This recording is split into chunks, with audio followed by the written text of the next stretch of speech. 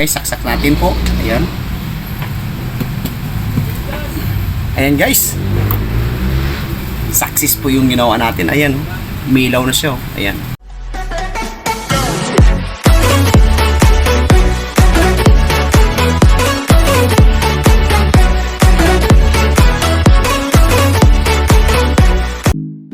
Hello guys. Magandang gabi po. Welcome to my vlog. Ayan guys, mag-try tayo mag-repair ng ating rice cooker dahil hindi na siya gumagana. May ilaw siya nung time, ngayon hindi na umiinit, tsaka pabalik-balik yung ganun guys. So bali, na-check ko naman siya. Ito guys, bago ako bumili, na-check ko na siya. So ito po yung problema ng ating rice cooker. Ito po, ayan. Ayan, bali putol na siya. Putol, ayan. So, nag-try ako bumili sa Lazada guys. Ayan, hindi ko alam kung anong pangalan to. Bali, ni-screenshot ko lang siya. Tapos, inano ko lang doon sa Lazada. Kaya, lumabas tong items ng ganito. So, kayo guys, comment down to below kung anong tawag dito. Ayan guys, so. Para sa heater to guys eh, sa rice cooker. Kaya, ito putol na siya. So, ito yung ating tatanggalin. Tapos, papalitan natin siya ng bago. So try natin kung mag-success yung gagawin natin, di ba? Sayang naman kasi pag pinaano natin sa labas o dahil may kunting kalaman din tayo dahil napanood din natin sa YouTube. So ito lang yung gagawin natin. Try lang natin to guys kung ma-success yung gagawin natin, di ba? Ayan. Tatanggalin lang natin siya guys. Kasi putol na siya. Madali naman to sundan guys. Yung anong nakalagay doon, yun ang din ang gagayahin natin. Kukubera lang natin siya. Balik natin yung luma dahil itong binili natin wala siyang cover. Yun pa rin ang lalagay natin pang cover. So tatanggalin na natin siya. Ayan, tanggalin na. Try natin guys kung mag-success yung gagawin natin. Sana success. Para kung hindi success to guys, wala na to, disposal lang natin. Junk shop na o sa basuranan natin itatapon. Oh, shit.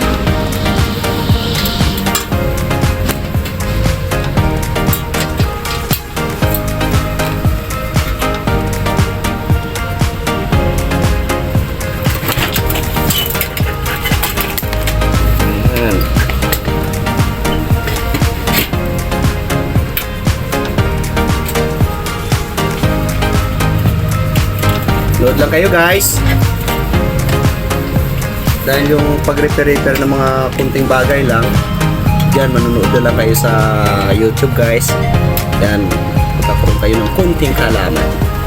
Mga mild lang na repair, pwede na yan. Pag hindi kaya, nasa sa inyo guys kung papagawa nyo o bumili kayo bago. Ayan, tatap na natin siya dito.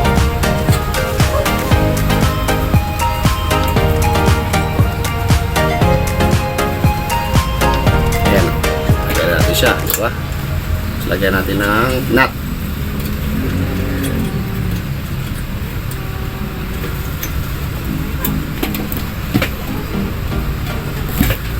Sana nga mag-success yung gagawin natin. So, higpitan lang natin muna siya. Higpitan natin siya.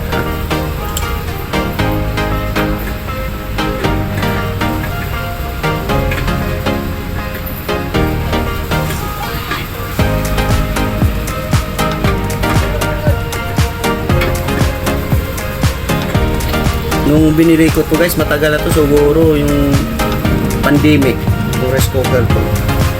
Diba, ilang taon rin na pakinabangan. Hindi na natin putulin.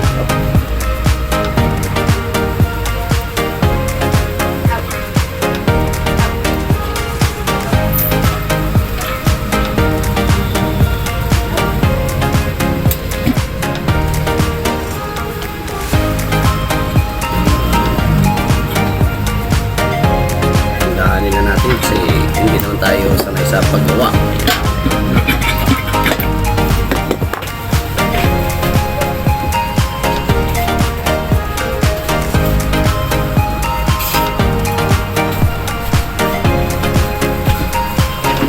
tayo ng pangkuskus. Kuskusin na natin to guys. Ito. Para mas maganda yung pagkapit niya kasi kinalawang na.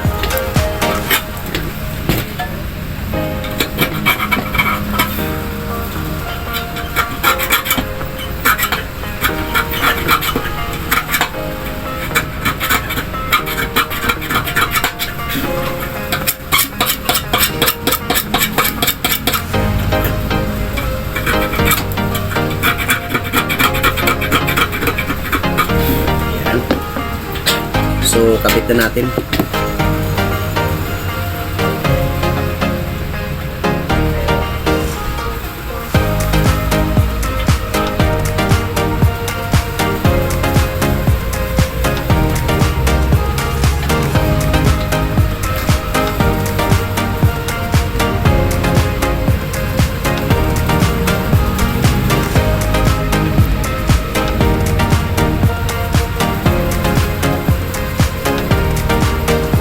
Sana nga guys, ito lang yung problema niya, ano?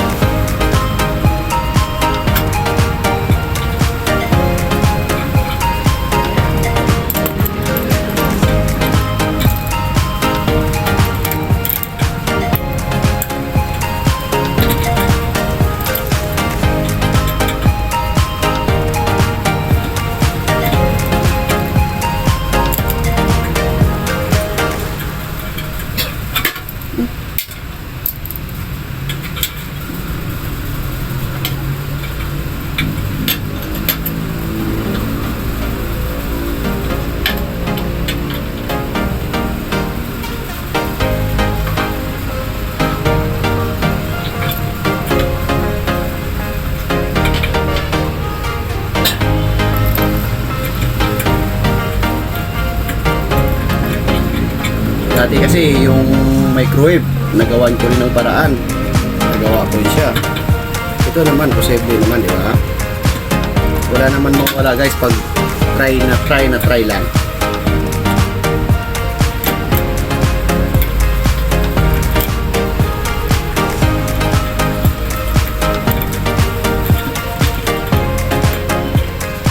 Kasi nahinaya ako itapon eh.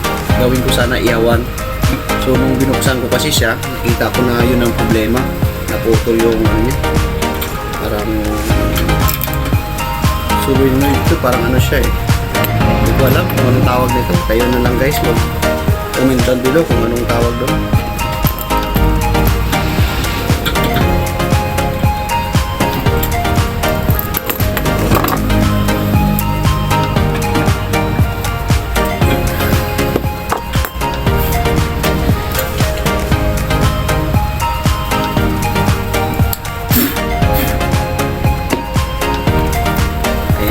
Ayan, ito na yung kinabit natin, ayan.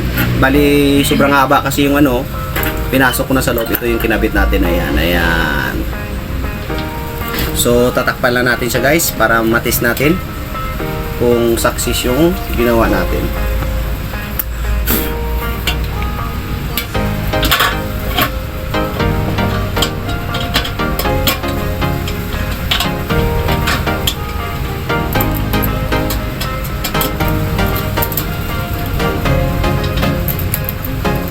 Kasi bumili kasi ako ng bago. Ayan o. Ito yung bagong binili ko. Dahil mga 1 month din kasi hindi ko nagamit o dahil sira. Kaya nasa gasol kami nagluluto.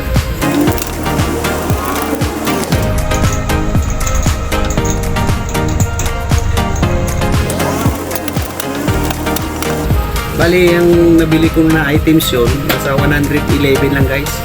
Diba? Napakamura.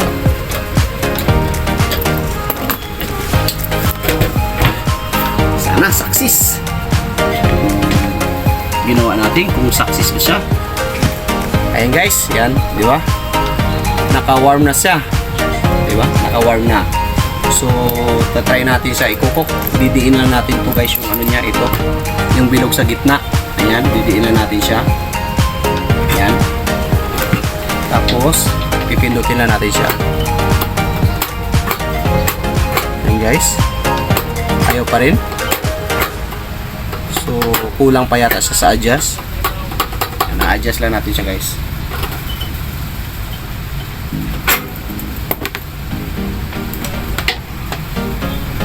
Open natin siya ulit.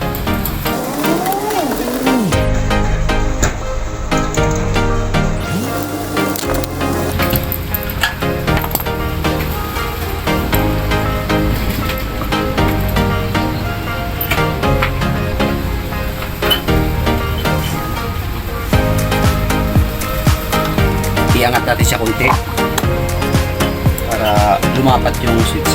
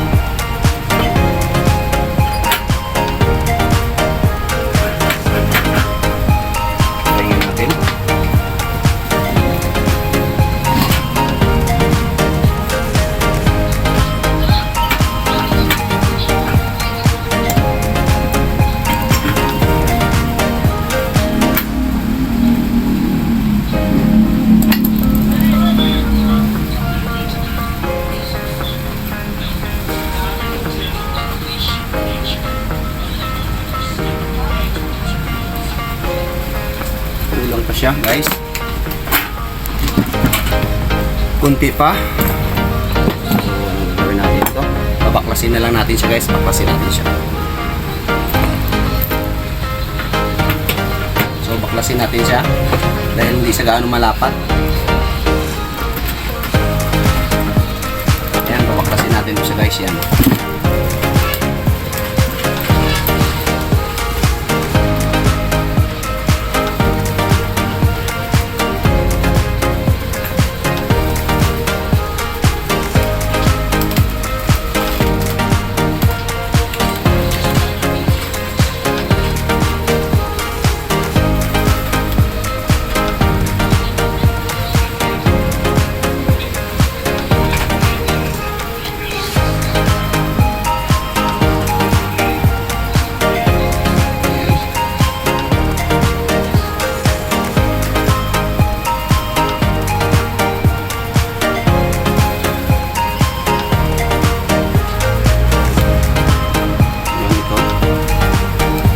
Inisa na natin siya guys.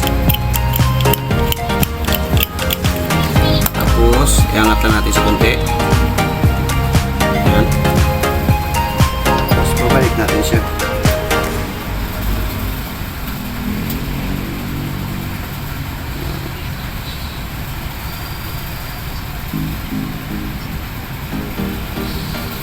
Ayan, lagyan natin siya.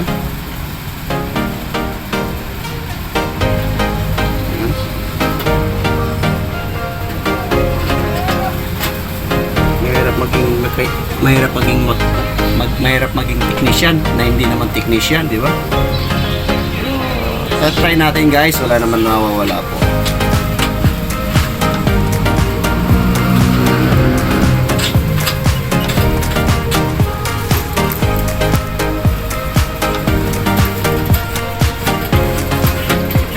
Yun, mapat siya.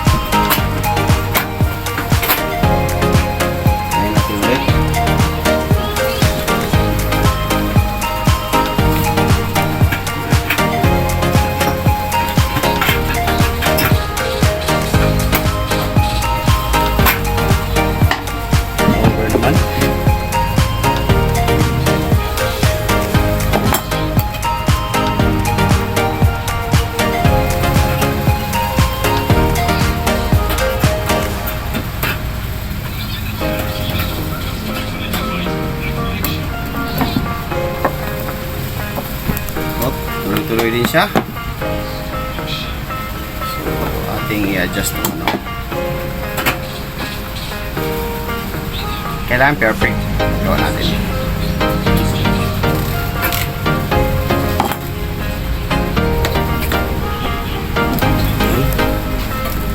Ayun.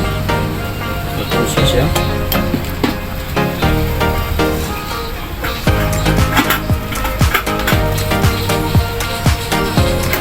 Ayan.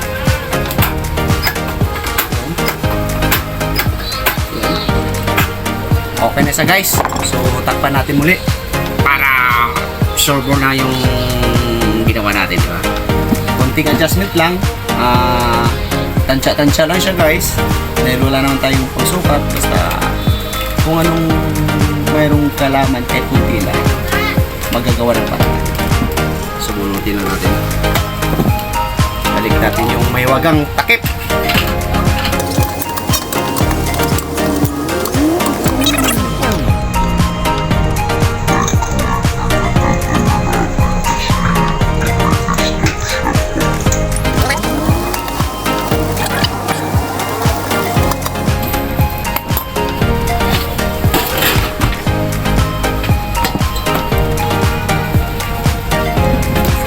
Ayan. Ayan guys ha, naka-warm siya. So, lagay lang natin to siya. Ayan. Cook natin. Ayan. Diba? Perfect na siya guys. Ayan. Ayan. Oh. Ayan guys, perfect na po yung ginawa natin. Ayan. Diba? Ayos guys. Good job. So, thank you for watching guys. I love you all. Bye-bye. Wow, magic! Wanna make you mine, but you always got your mind. I be wasting all that time like you so fucking